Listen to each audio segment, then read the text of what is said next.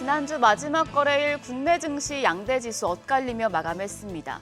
앞서 매크로 지표가 양호했고 연준 인사의 비둘기파적 발언이 나왔지만 현지 시간 오늘 예정된 트럼프 미국 대통령 취임식을 앞두고 리스크 오프, 안전을 최우선으로 생각하는 심리가 거세진 영향입니다.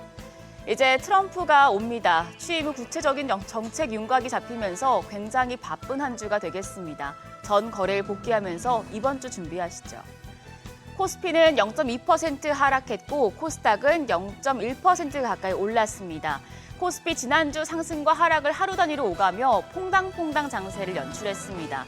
투자자들이 미국의 경제 지표와 실적 발표, 트럼프 2기 행정부 출범 이후 관세 등의 정책 등에 대한 경계심에 방향을 잡지 못한 데 따른 것으로 풀이됩니다.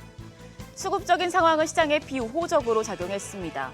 유가증권 시장에서 외국인 3거래일 만에 매수에서 매도로 방향을 틀었습니다.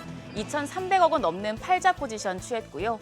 기관도 1,000억 원 넘게 순매도하면서 지수에 하방 압력을 줬습니다. 개인만 홀로 2,864억 원 매수 우위였습니다. 코스닥 시장에서도 외국인은 팔았습니다. 770억 원 순매도했습니다. 다만 기관이 270억 원 사자세를 나타냈고 또 개인도 626억 원 순매수하면서 지수는 강보합이었습니다. 시가총액 상위 종목을 보면 유가증권 시장, 대체로 대형주 대부분이 약했던 가운데 SK하이닉스와 네이버가 상승하며 그나마 지수 하락을 방어했습니다. SK하이닉스는 HBM4 조기 공급 보도 등에 대한 긍정적인 반응이 이어졌습니다. 2%대 강세로 종가 21만 4,500원이었고요. 네이버 최근에 약세장에서 유독 강한 모습을 보여주고 있죠. 1%대 상승했습니다. 반면 삼성전자를 비롯해서 LG에너지솔루션과 삼성바이오로직스, 현대차와 기아 등 상당수가 약세를 보였습니다. 코스닥 시장에서는 반도체 관련 종목 상승폭이 컸습니다. 리노공업이 6%대 상승세 보여주면서 시총 10위권 안에 들었습니다. 그 밖에 레인보우 로보틱스가 5% 가까이, 그리고 리가켄바이오와 클래시스가 1%대 상승세 시현했습니다.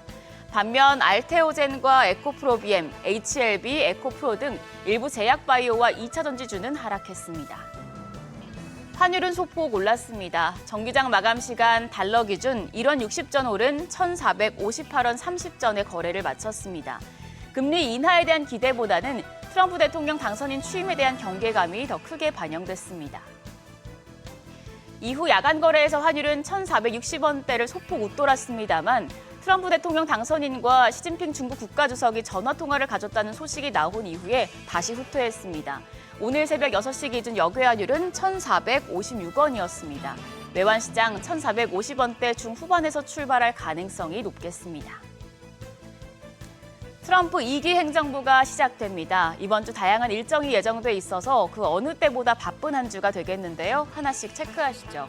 우선 현지 시간 오늘 트럼프 미국 대통령이 취임합니다. 이에 앞서 중국의 기준금리에 해당하는 대출 우대금리가 발표되고 세계 경제 포럼이 개최되는데 이 부분 확인하시고요. 화요일에는 LG CNS 공모 청약이 시작됩니다. 올해 기업 공개 최대어로 꼽히는 만큼 주목이 되고 있습니다. 또 미국과 호주, 인도, 일본 등 4개국 안보협의체인 쿼드 외교장관 회의가 열리는데요. 보안주에 영향을 줄 수 있겠습니다. 콘크리트 박람회와 업비트 영업정리 관련 제재심 등이 진행되는데 관련주들도 체크하시죠.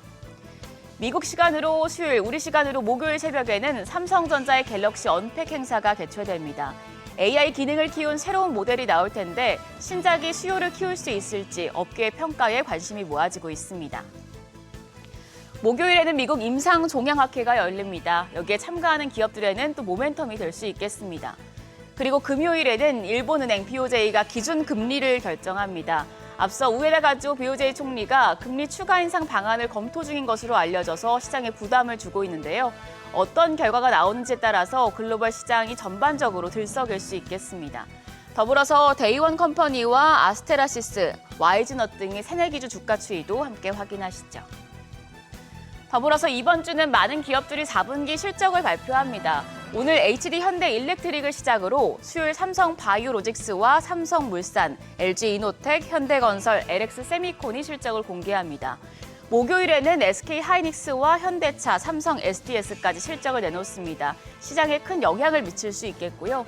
금요일에는 기아와 현대모비스, 하나오션, 삼성 SDI, 삼성전기 실적이 나오는데 호실적을 내는 기업들 주목하실 필요가 있겠습니다. 그럼 개장 전에 지난주 금요일 시간외 거래에서 강했던 종목 확인하시죠.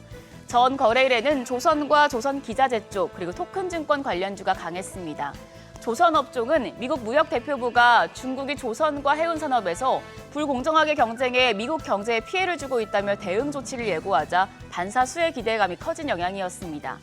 토큰증권은 트럼프 대통령 당선인 임기가 시작되면 비트코인 전략준비 자산화 현실화될지 관심이 모아지면서 덩달아 강했습니다.